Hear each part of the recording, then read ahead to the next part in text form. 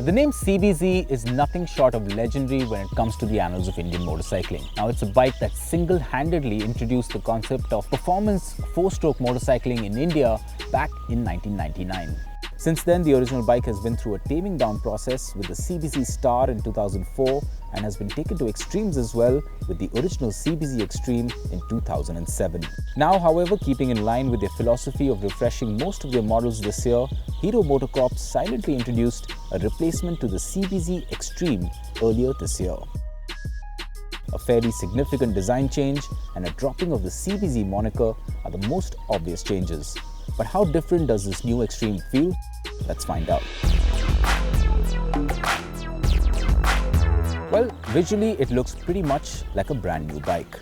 Almost none of the quirky style cues of the CBZ Xtreme have been maintained, and Hero has gone for a more mainstream approach with the Xtreme. I'm even tempted to say that this is actually a rather good-looking motorcycle. All the mid and tail section panels sport a very edgy, angular design, which can also be seen in the newly designed tail light as well as the front mudguard.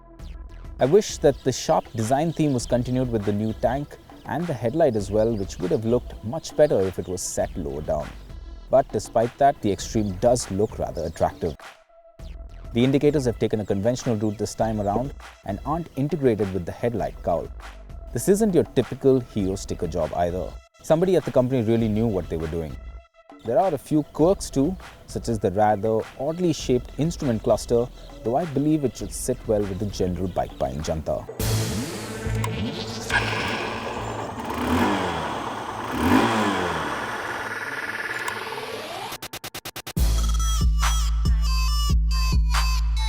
Mechanically, not much has changed from the earlier CBZ Xtreme. Powering the bike is the same 149.2cc air-cooled single-cylinder motor that makes about 14.4 PS of power and 12.8 Nm of torque.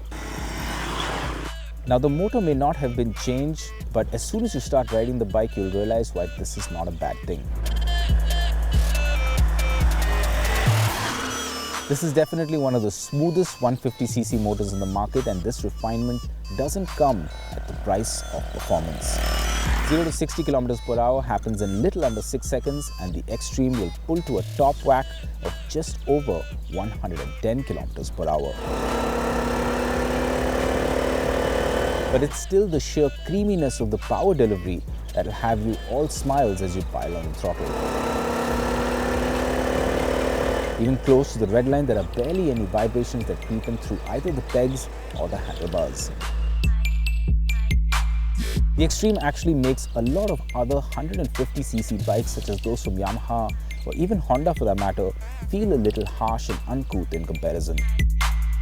Now, mileage-wise, Hero rarely disappoints, and the Xtreme is no different. Now, in all our city runs and a bit of the highway runs, we got an average figure of about 51 km/L, which is really not that bad for a 150cc motorcycle. The chassis and suspension layout remain the same, and the new bike carries over the gas-charged rear shock absorbers that the erstwhile Xtreme received as a mid-life upgrade back in 2011. The bike is well sprung, albeit a bit on the stiffer side, and handles most of the duresses of Indian roads fairly well. On the handling front though, it doesn't really inspire too much confidence to go corner carving. A lot of this has to do with the tallish stance of the motorcycle thanks to the large 18-inch wheels as well as a rather vertical riding position. The bike dips in a little too quickly for comfort and doesn't feel as planted as some of its counterparts through corners.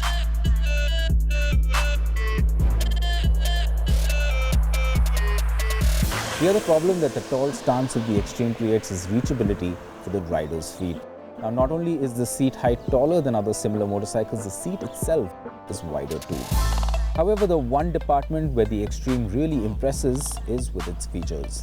The digital analog meter features vital data such as speed, fuel, trip and time information, while the keyhole features a blue illumination ring that stays lit for quite a while after the bike has been parked. An engine immobilizer is also featured for safety's sake in case someone tries to start the bike with a duplicate key. One of the most interesting features, however, is the 12-volt mobile charging unit that's placed under the seat, which is a great addition, but reaching it isn't the easiest of things to do.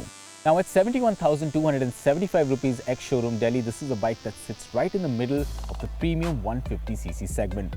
Now it's not a lot of money to pay for this bike, however there are a few issues that concerned us. We got the bike with just about 300 kilometers on the odo, but even then the gear shifts had become extremely hard and there was some play in the cone set under hard braking. Now that makes you wonder whether Hero's build quality has seen a decline recently, or it could just be a problem with this specific bike that we tested. Now in any case, the market has moved significantly ahead in this segment and it's high time that Hero moves ahead as well. Until then, the Xtreme will remain to be just a stopgap arrangement.